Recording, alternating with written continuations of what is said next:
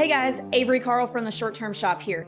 I wanted to welcome you into our 10-episode deep dive on the Outer Banks and Carolina Beach, but also to let you know that we have some supplemental materials to this on our website for you guys. It's called theshorttermshop.com, and there we have a section where you can look at properties in these markets, see what the current purchase prices are. You can set it up to save a search for you and email you anytime a new property in those markets in your price range comes out. We also have the AirDNA data, thanks to our friends over at AirDNA for this market. So you can use those two things to analyze. We've got a calculator for you there too to help tie it all together. And if you guys are ready to maybe start talking to an agent in this market, you can email us at agents@theshorttermshop.com and we will connect you to our expert agents in this market. Or maybe you're not ready to do that, but you just want to hang out with us more, and that's cool because we want to hang out with you too. And we have a Facebook community where you can do that. It's called Short-Term Rental, Long-Term Wealth, same title as my book.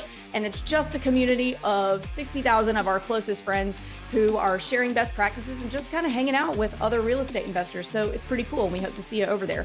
And last but not least, if you have questions, you want to talk to a real person like myself, it will be myself actually, and Luke.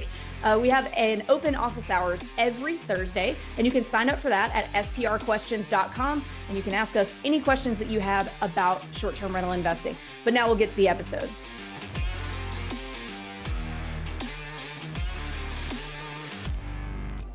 Short-term show, special episodes, Carolina, North Carolina, Outer Banks and Carolina beaches. And we're going to talk about lending. It's the most important part of buying a house. You can't buy a house without money. So my opinion, this is the subject that you need to spend your most time learning about, obsessing over. And that's exactly what I did when I first started.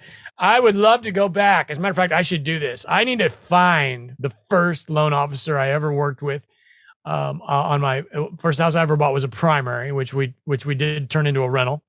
A live-in flip, if you will, and then became a rental. I would love to talk to her on the air because I can guarantee you she's going to remember me, even if it was just some small little deal in the grand scheme of her career. Because I asked a trillion questions. That's just how I roll, though. I'm a question asker, and I really do feel that kind of helps get me to where I'm going. It's not for everybody. Avery is the complete opposite, and she does very well in life. But I'm a question asker. So let's talk loans, different types of loans. First of all, I guess let's get into conventional loans, which of course is Fannie Freddie. You get 10 conventional loans. And if you are married, you get 10 each, assuming each person has enough, W-2 or financial backing, firepower to close those loans. In other words, DTI. And that's a great place to start. I would highly recommend starting with conventional and maxing those out, maybe even strategically, because you can go pretty high on the purchase price and you get the 30-year fix. That's the benefit of the conventional. You get the 30-year fix, which is going to end up being the really kind of the most cash flow, for lack of a better way to put it, low maintenance loan that you can just kind of forget about forever. Because eventually, if you stay in real estate, you're going to end up with commercial loans or portfolio loans, and those are usually only for 5 years on a 20-year term, and you got to redo them every 5 years. And so it's always kind of like, wait, when's that loan due? That kind of thing.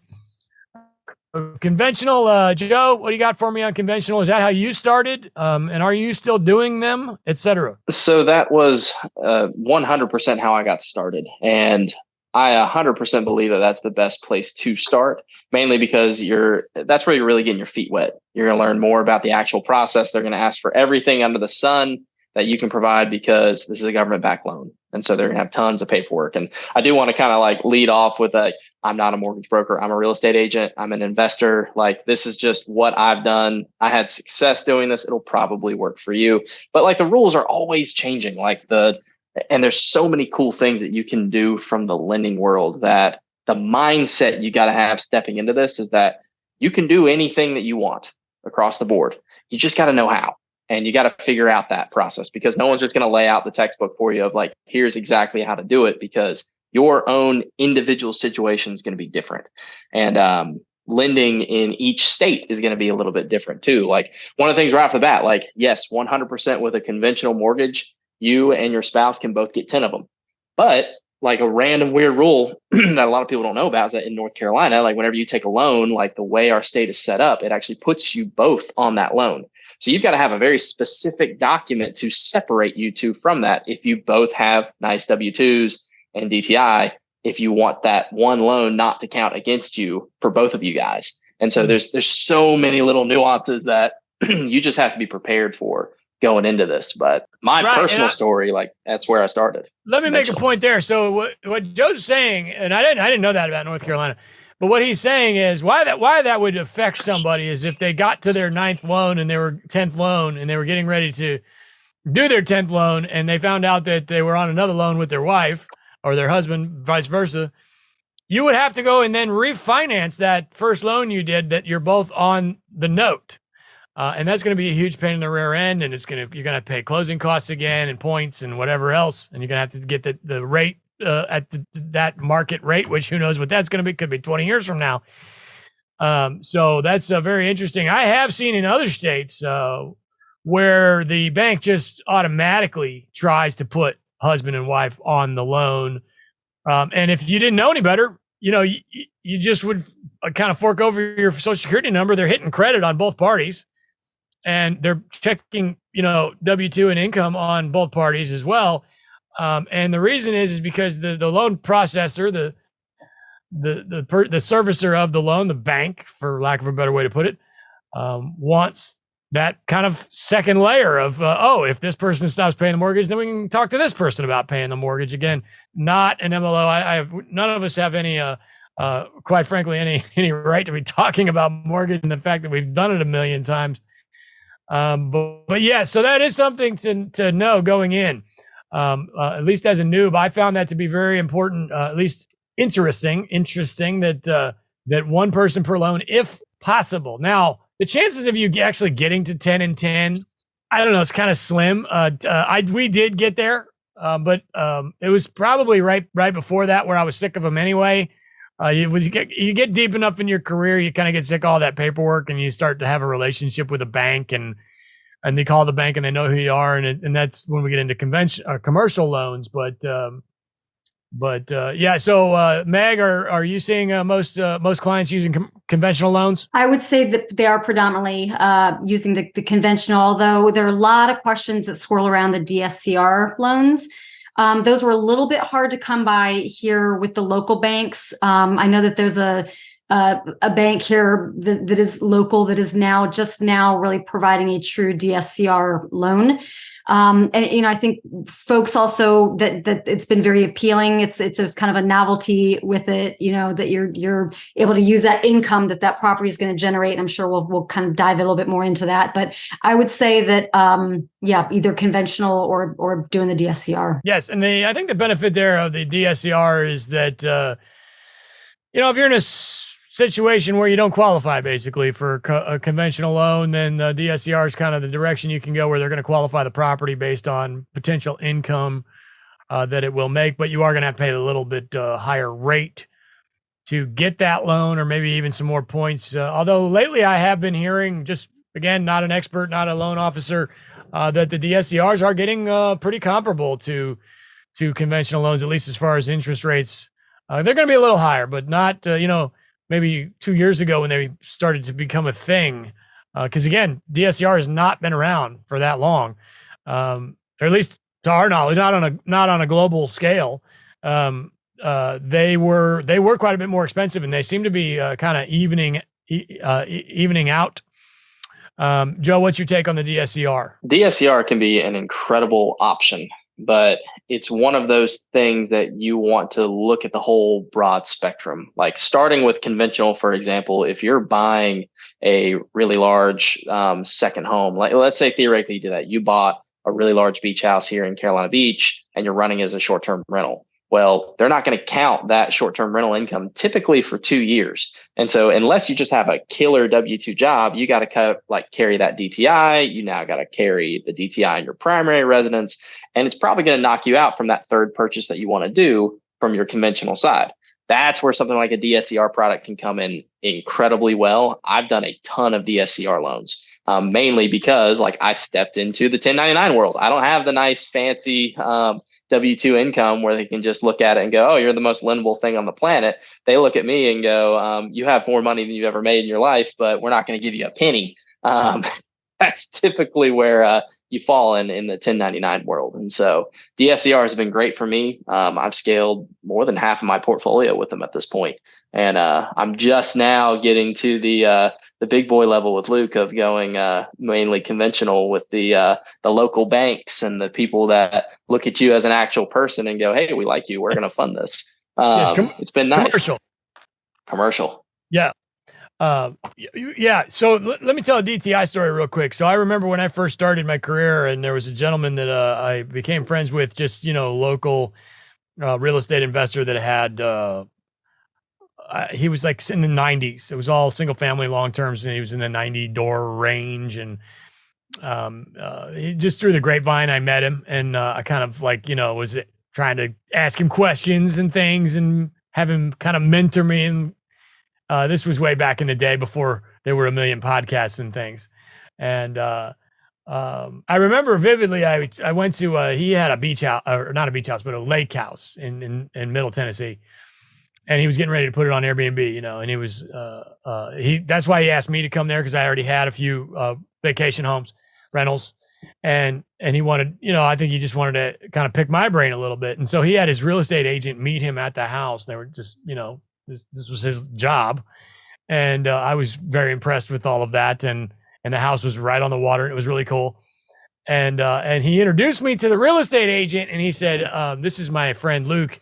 He's really hooked on real estate, but he's still worried about DTI. And then they both laughed at me. And that was when I realized that, people that are really in this business don't worry about it. And so I stopped worrying about it, because, those first year or two, DTI is like a huge deal. But here's the thing. After 2 years, 3 years, your properties are going to be on your tax return as income producing, and they will work in favor of your DTI. So all that to be said, if you're new and you're freaking out, oh my goodness, I'm never going to get another loan, just slow down. Okay. Be patient. Real estate is all about, it's a patience game anyway, which is something that it's taught me, because I never have had any. But here's another thing. If you're out of DTI, you're probably also out of cash, unless you're in a weird situation like Joe, where you're like kind of, way up there in number of doors, and you're a heavy hitter on the real estate agent side of things, or heavy 1099 of any kind. Most regular people, if you're out of DTI, you're out of cash. They kind of go hand in hand. And it's like the loan is kind of made to say, hey, let's take it easy. Like, spend another 6 months coming up with that next down payment. Then your DTI is going to be reset, because you got a tax return, and then we're good. We're back in business, So patience to me has always been a huge part of rental real estate. And hopefully my story provided some value. Commercial loans, you mentioned, Joe. I agree. I at some point in my career decided to move everything to, I had no choice, to local banks. There's some downsides there, especially in short term. Number one, you're only going to get in most cases, a 20-year AM. In other words, the loan is amortized over the period of 20 years, which means it's going to act and smell like a 20-year mortgage, although it's only a 5-year mortgage based on 20-year period of time. So in other words, usually it's going to be a 520, right? Sometimes you can get 7-year fixed. Fixed is not exactly the right word there, but you get my point. And then sometimes you can get a 25-year AM. You have to have a really good relationship with a bank to get 25-year AM, and a relationship with a bank translates to cash money in that bank. In other words, you need to be a pretty big baller. And if you're a huge baller, why are you doing 25-year AM anyway? You know what I mean? Like, let's get this loan paid off a little sooner, go back to the 20-year AM, that kind of thing. So there's a lot to learn there, most of which will happen as you get, past the 10, 15 door range. Anything to add there, Joe or Meg, on commercial loans? What did I miss? I just think it's important. I know something I missed. I'll come back to you. I'm sorry. Something I missed is they're not all that psyched on short terms, local banks, because there's no lease, and local banks tend to be pretty conservative. They're a little old fashioned. And there's no lease in short term. So you could have all the rental history on the planet and they may not all be all that excited. That being said, again, if you have a relationship with that bank, if you have a tax return showing that you have a history of having success in this asset class, having success in even long-term rentals, they will take you more seriously and they would probably be more inclined to talk to you, especially if that bank is in a vacation town, because banks in vacation towns are very familiar with vacation homes. Anyway, sorry about that. Joe, take over. Yeah, I just think the important thing to remember is really what Meg hit right off the bat, is that a majority of the transactions you're going to do in these vacation rental markets, it's probably going to be conventional. And so like, you really don't need to dig into the commercial world until you're at that point in your real estate career of like, hey, like you've built your portfolio up large enough that you're no longer qualified for that. And so like, if you're just getting started, which I know a majority of our audience is, most of the people that I'm working with are buying their first, second, or third short-term rental, it's really dig into how do you purchase your property, especially if your goal is to scale with the least amount of capital down, that's still going to cash flow really well. Now, that can mean a lot of things. A lot of people look at that and go, well, I want to put the lowest down payment. That's not necessarily what it means. It's you want to look at it from a holistic standpoint of what's my interest rate going to be? What are the tax benefits? What's the future appreciation that I'm going to get on this property? And try to make your cash go as far as it can while it still hits these different rules. And so I love commercial. Commercial is incredible. It's the new realm where I'm going to be playing a lot in, but it's typically not your first step. And so I just think that was a great point, Meg, with the conventional and DSCR is typically where you're starting. Absolutely. Yeah, conventional is the way to go. 30-year fixed. I would highly recommend, I call them my 10 golden tickets. You use those on, if you can, maybe a little bit of a larger purchase if you're in a situation to be able to do that. Because, 5 years are going to go by. 10 years are going to go by. And, if you used one of those 30-year fixed on some, $80,000 house and you stay in this business for a long time, you might be saying, crap, I should have used that on a $400,000 house or something like that. You never know. But I also think there's a lot to be said. It's not that big a deal. I don't know that we need to be all that strategic with our golden tickets. Just let it rip and see where it takes you. Meg, did you have something else to add? Yeah, I wanted to mention a little bit, a lot of the times I'll have buyers who will come in and they'll be qualified. They want to meet with their lender. They want that pre-approval letter and they want to say, well, but we might want to use an entity to when it comes time to close. I just wanted to mention that, just because you don't have that entity yet set up in North Carolina, that can be done during your due diligence, actually throughout the transaction, as long, as you're ready to go by the time, you get to settlement. And your closing attorney, North Carolina is not a title state. You're going to have a closing attorney who's going to handle all of your deed and, all of your title work, make sure there are no clouds on the deed or on the title. But they'll also have someone in-house that will be able to help you set up an LLC if you want to close and put that into an entity as well. Yes. And just to be completely obvious here, a conventional loan is not going to let you close in an LLC. A DSCR in most cases will. So if that's of interest to you, that's something to consider. Are you guys seeing any kind of creative financing happening in your markets? Usually that doesn't happen too much with larger, like a big purchase like what we're talking about here on the beach. But Joe, any clients using any kind of seller financing or anything like that? It's very rare, but it's not impossible. Have done a couple actually on market seller financed deals this last year, but typically it's a very unique situation. It's where the property's typically already paid off. 1 in 3 homes in the United States are paid off, which is a pretty interesting statistic. But it's got to be something where the sellers have some form of motivation for it. They either want to delay taxes in the future or something to that method. And typically they want a considerable down payment. And so it can be a really good way to do it. It's just going to be very, very few and far between. You got to have to do a lot of research on the individual property. I wouldn't recommend running out there and just going, hey, like we're going to send out 1,000 offers and see if someone will own or finance it.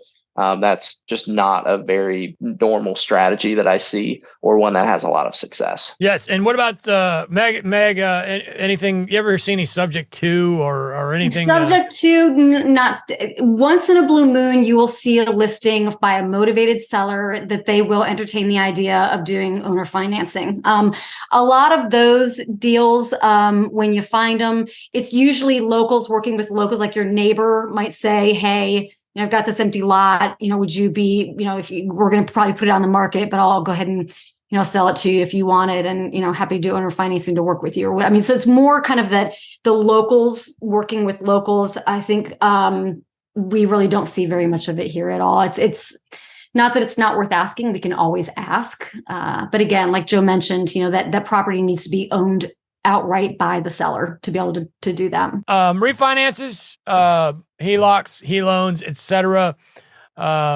Refinances, I mean, that's a whole different thing. That's usually going to happen way down, further down the road. And if you have a lot of equity, or maybe you bought something in 2015 and now it's worth however much more because everything is much more. That's you can refinance and take that cash and really kind of do what you want with it. Obviously, you got to pay interest on the loan. We do see HELOCs a lot, and I want to say be careful if you're HELOCing something to use that for a down payment for something else. Be careful. Know what you're getting yourself into. Make sure you got enough cash to do something like that in your reserves. And I will also say I see to me, that's not a part of the expense for the house. I see it all the time where somebody's like, Luke, I'm not making any money. And then they'll send me their numbers and I'm like, what's this? You got an $1,800 HELOC payment. And to me, that's not right. It's almost like you're robbing from one to pay the other.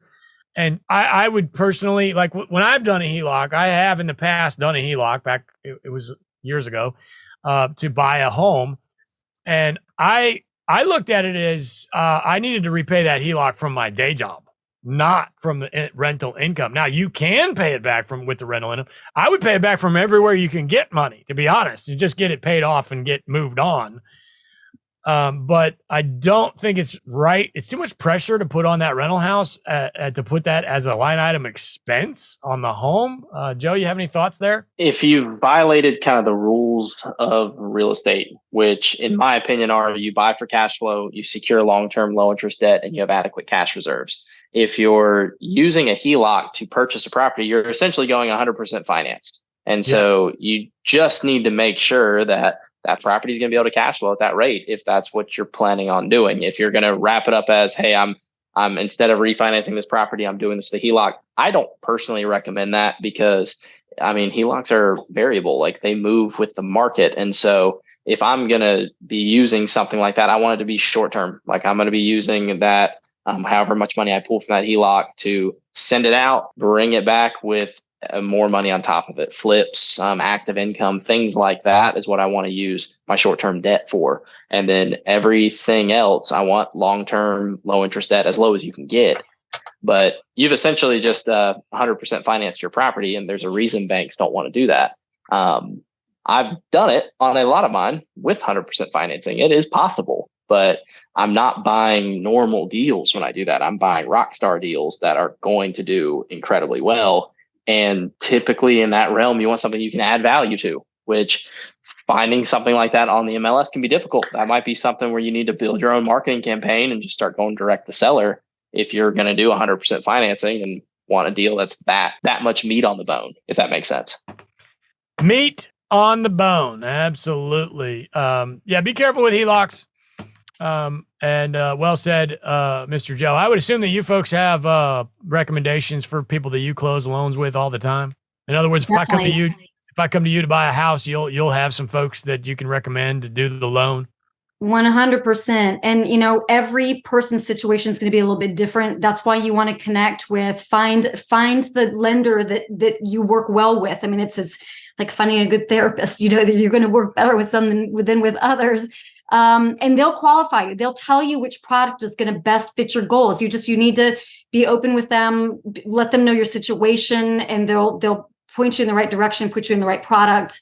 I think that's why I particularly like using local lenders. I mean, they really are very personable and kind of treat you like family. I don't know. We're so small here that they really do. Absolutely. It is a small town at the end of the day.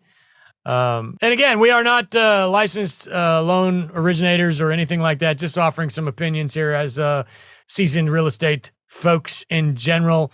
We do want to encourage you to educate yourself as much as possible. This is the most important subject, in my opinion.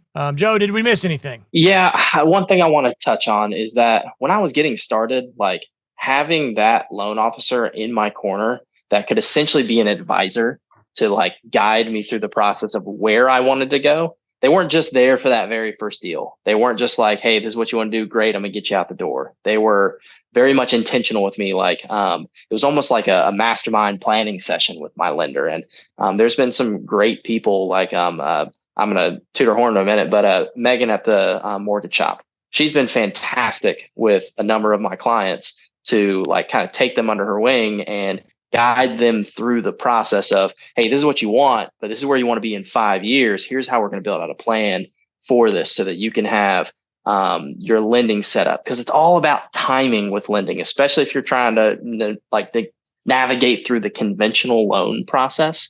It's having someone that's in your corner that's here to guide you through that is just hugely important. And I love my local lenders too. Like we've got a number of them as well that also offer a very similar thing. But yes, we've got fantastic people, and depending on your individual situation, a great real estate agent like Meg and I can kind of guide you to the people that we think are going to be able to help push you in that right direction and get you to your goals. Because that's what we're here for in the day. We are just advisors that have done it in some way, shape, or form. And we're really here to see you be successful. And so that's what we want here at the shop across the board. Can I zone in real quickly on something that Joe said that I think is really, really critical? And he talked about when I first got started, first thing he did was he got in touch with a lender. So he got pre-qualified. He knew what he could afford at the time. You know, when in this market that we're in and that we've been in for the last couple of years where it's moving really quickly, like when you find a house, when one gets listed and you find a house, if that's a good house, like it's going to be gone in a week. If you don't have that pre-approval letter in hand already, if you're not already speaking with your lender, you don't have any game. Like you really got to have that lender. But what Joe said about when he got started, the first thing he did was reach out with his lender who kind of helped advise him on how to get through like where he was going and what he wanted to do. I think that's really is a critical step. Absolutely. Well, listen, on behalf of the short-term shop, again, disclaimer nation, none of us are licensed or have any, disclaimer nation legal right to be talking about this subject, but we enjoy the topic, and I appreciate your time. And on behalf of the short-term show, thank you, Meg and Joe. Don't overthink it.